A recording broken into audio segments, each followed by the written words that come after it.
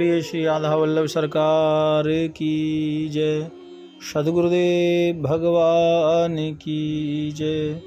ना गुरुरधिकं तत्त्वं ना गुरुरधिकं तपः ना गुरुरधिकं ज्ञानं तस्मै श्री गुरुवे नमः। प्यारे प्रभु प्रेमियों, नित्य प्रति भगवान के पावन सत्संग में आजकल आप मथुरा में एक महापुरुष हुए और आप श्री का जन्म तो गुजरात में हुआ था, कील देव जी महाराज। प्यारे भक्तों, मैंने इनकी खासियत कल बताई आपको कि इनके पास कलिकाल में भी मृत्यु इच्छा जैसी पद्धति थी, या उन्होंने सिद्ध किया था भगवान के भजन से, ऐसा तप बल था। प्यारे भक्तों, और क्योंकि संसार में आप किसी को भी देखते सबको सीताराम समझ के प्रणाम करते, सर्वभूत सिर नमित। जैसे मिथिलापुरी में श्री राम लक्ष्मण को देखकर जनक जी आदि खड़े हो गए, अंगद जी को देख करके रावण और जितने भी सभासदगण थे वो खड़े हो गए। श्री सुखदेव जी के आगमन पर देखकर बड़े बड़े ऋषि मुनि खड़े हो गए थे, भागवत में आपने सुना।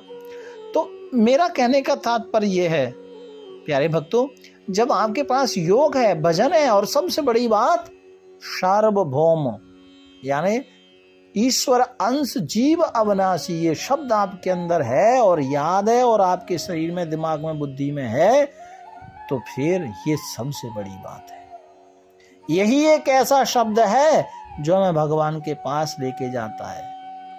प्यारे भक्तों, नहीं तो कामी क्रोधी लालची इनसे भक्ति ना होए, भक्ति करे कोई शूरमा जात वरण कुल खोए। भैया, भक्ति ऐसे नहीं होती। काम क्रोध लोभ लालच मत ईर्ष्या अहंकार ये सब त्यागना पड़ता है, और ये सब त्यागना पड़ेगा सबके अंदर। जब भगवान को ही देखने लग जाएंगे तो फिर ये आएगा ही नहीं, और आएगा नहीं तो पाप होगा नहीं, और पाप होगा नहीं तो मन निर्मल होगा, और मन निर्मल होगा तो श्री राम प्रभु कहते हैं कि निर्मल मन जन सो मोहि पावा, अरे मोहि कपट छल छिद्र न भावा। और जिसका मन निर्मल हो गया प्यारे, उसको मेरा गोविंद मिल ही जाता है, उससे मेरा भगवान दूर नहीं है। इसलिए भक्ति में ये सबसे बड़ी बात है। शास्त्र में लिखा है, संत महापुरुष कहते हैं कि बड़ो ही कठिन है भजन डिंग डगरी को, बड़ो ही कठिन है भजन ढिंग डरीबो, और तमक सिंदूर मेल माथे पे साहस सिद्ध सती को सो जरीबो। भैया, भजन का ये जो मार्ग है ना, ये बड़ा कठिन है, लेकिन इस पर जो चल जाता है फिर डर किस बात का। रच के चाय घायल जो घूमत मुरे न गरूर सुर कोसो लरिबो, और नागर दास सुगम जन जानो श्री हरिवंश पंथ पग धरिबो। ओहो, ये तो साडे गुरुदेव की बात यहाँ आ गए हैं भैया रे। जिसने यहाँ एक बात समझ में आती है कि जो भगवान के पथ पर चल गया, श्री हरिवंश पंथ पग धरिबो, जो भगवान के इस प्रेम के प्यार के रथ पर, त्याग के रथ पर बैठ गया, और मैंने कहा ना, काम क्रोध लालच सब छोड़ करके जो प्रेम के पथ पर आ गया, श्री हरवंश महाप्रभु के इस पथ पर जो चल के आ गया। क्योंकि ये श्री हरवंश महाप्रभु का जो पथ है, ये कौन सा पथ है आपको मालूम है? ये प्रेम का पथ है। क्योंकि हमारे यहाँ राधा रानी को मानते हैं, तो आप राधा रानी के बारे में बड़ा सुना है, मैंने भी इसमें लगातार 8-10 दिन बोला है, और बड़े बड़े महापुरुषों से सुना है, लेकिन मैंने अभी तक जो राधा रानी शब्द का, नाम का जो महत्व निकाला है अपने जीवन के लिए, और जितना महापुरुषों को सुना है, एक रस तत्व जो निकाला है, मुझे लगता है कि राधा नाम ही प्रेम है बस। और आप समझ लो कि प्रेम नहीं तो कुछ नहीं, चाहे वो स्वर्ग लोक की गल्लाएं करो, मृत्यु लोक की करो, वैकुंठ की करो, चाहे गोलोक धाम की करो, कहीं की करो, क्योंकि प्रेम नहीं है तो फिर इंसान क्या है? प्रेम ही नहीं है। प्रेम यानी रस, जीवन में रस। प्रेम जीवन में होना जरूरी है, क्योंकि प्रेम ही श्री राधा रानी है।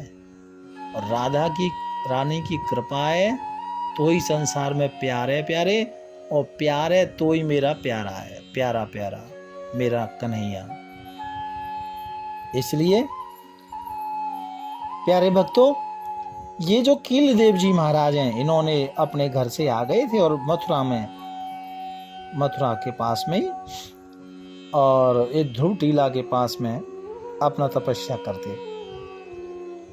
प्यारे भक्तों, एक दिन की घटना संत लिखते हैं कि श्री सुमेरु देव पिता सूबे गुजरात होते, भयो तनुपात सो विमान चढ़ चले हैं। बैठे मधुपुरी कील मान सिंह राजा ढिंग, देखे नवजात उठ कहीं भले भले हैं।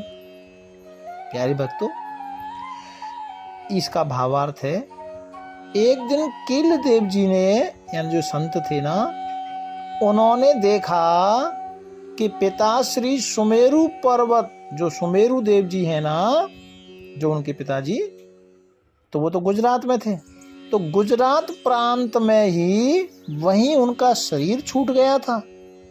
तो वो शरीर तो गुजरात में छूटा, लेकिन आप तो मथुरा में बैठे थे ना, तो देखा मथुरा में बैठे बैठे कि विमान पर बैठकर पिताजी भगवान के धाम को जा रहे हैं।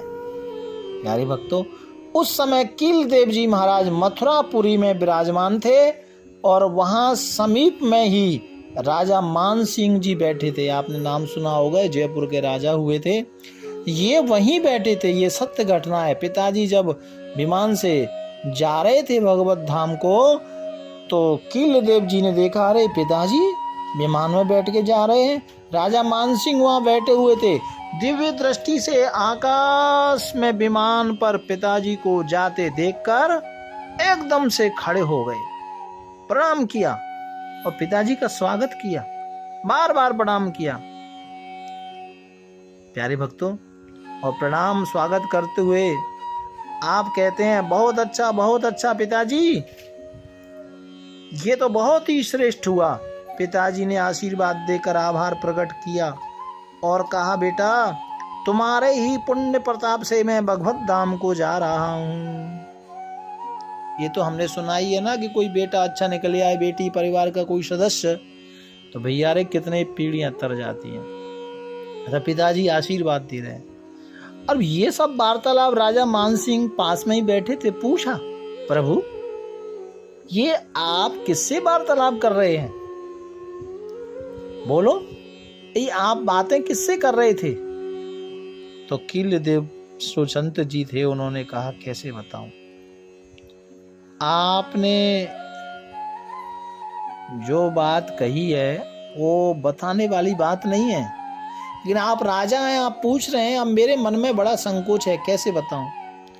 तब राजा ने कहा, आप तो महापुरुष हैं, संत हैं, गुरु हैं, और आपके लिए ऐसी कौन सी बात हो गई जो आप बता नहीं सकते? राजा ने हट किया, नहीं, आप कृपा करके मुझे ये बात बताएं, आप बैठे बैठे यहाँ किससे बात कर रहे हैं? प्यारे भक्तों, जब राजा मान सिंह ने जिद की तो कील देव जो स्वामी संत जी थे, उन्होंने पूरा बता दिया कि इस तरह से गुजरात में मेरा जन्म हुआ, मेरे पिताजी की आज मृत्यु हो गई और विमान में बैठकर भगवान के धाम जा रहे थे। मैंने उनको दर्शन किया, उनको प्रणाम किया। पिताजी कह रहे थे, बेटा ये तेरी भक्ति का ही प्रभाव है जो मैं भगवान के धाम को जा रहा हूँ। ये बात जब राजा ने सुनी तो राजा सुनकर आश्चर्य में पड़ गया भक्तों, और संत कील देव के चरणों में प्रणाम कर गया, रोने लगा। मुझे भी आपका ऐसा आशीर्वाद दो, मुझे भी ऐसा आशीर्वाद दो कि मेरी भक्ति में मन लगे और किशोरी राधा रानी श्री राधा कृष्ण के चरणों में मेरा मन लगे। आशीर्वाद भी मांग रहा था, संकोच में भी था और उसको विश्वास भी नहीं हो रहा था। तो उसने सोचा ऐसे कैसे हो सकता है। अब देखो यही है संसार में लोगों की बुद्धि। संतों के चरणों में पड़े हैं, बाबा जी सानू ये दो ये दो ये दो ये दो, अजी मिल गया ये मिल जाएगा, विश्वास ही नहीं है। तो राजा ने पूछ लिया फिर भी विश्वास नहीं हुआ। उसने दूतों को भेजकर खबर मंगवाई। सच्ची बात सुनकर राजा को पश्चाताप हुआ कि मुझे अविश्वास नहीं करना चाहिए था। यानी उसको ये बात की ना विश्वास नहीं हो रहा था। तो गुजरात में उसने सैनिक भेजे, पता करवाओ क्या ये हकीकत में ये घटना हुई है आज। तो बाद में ये पता लगा कि ये तो सच्ची गल है। तो उसने राजा मान सिंह को लगा अरे मैंने संत के वचन पर भरोसा नहीं किया।